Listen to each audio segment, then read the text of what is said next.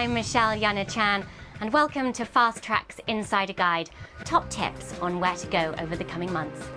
It's a perfect time of year to be in the Mediterranean before the tourists arrive en masse. I'm just back from sailing in Cyprus, where there wasn't another boat in sight. Next up for me is Ibiza, where the party season is kicking off. This tiny island attracts millions of tourists who come for the big-name DJs at super clubs like Pasha and Space. But Ibiza is also one of the most beautiful islands in the Mediterranean, and you can get away from it all. Don't miss sunset at Esvedra, hiking in the hills amid olive, fig and almond groves, and the wild northern beaches, like my favourite, Cala da Barca. The Great Australian Outback Cattle Drive begins late July, which offers tourists a taste of life in the saddle. It's about as close to the real thing as you'll get now, since drives today are done by truck rather than on horseback. Riders move cattle up to 14 kilometres a day and spend evenings around a campfire and nights under canvas. You can join for a few days or the full 4 weeks, and organisers insist no horse riding experience is necessary. Egypt has announced the discovery of a labyrinth of ancient tombs in Fayoum, south of Cairo. The find includes dozens of sarcophagi dating back nearly 5,000 years. Not that you need another reason to visit the North African nation, but you might be thinking the months of July and August are too hot. However, if you stick to Cairo and the Lower Nile, I think there's no better time.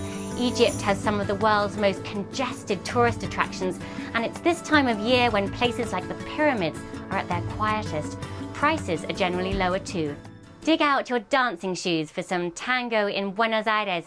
The Dance World Festival and Championship happens in the Argentine capital in August, with live music in the streets and squares and impromptu dance classes.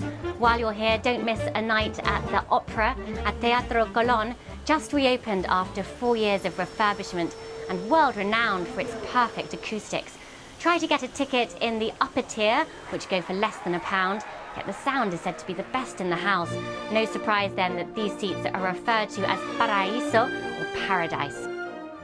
While much of Southeast Asia gets hit by the monsoon this time of year, there are some exceptions. Try Borneo and stop over at Sepilok Orangutan Sanctuary, where rescued, injured and orphaned apes are rehabilitated back into the wild. Feeding times are 10 AM and 3 PM, when the animals emerge for daily rations of bananas and milk.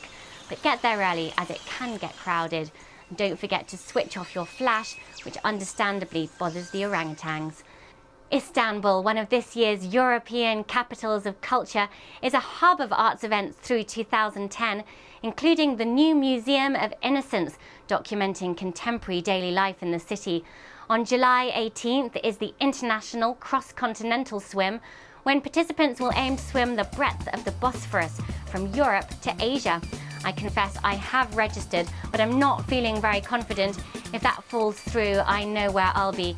Beneath the Galata Bridge, local fishermen cook their catches on charcoal and serve them up between bread to passers-by.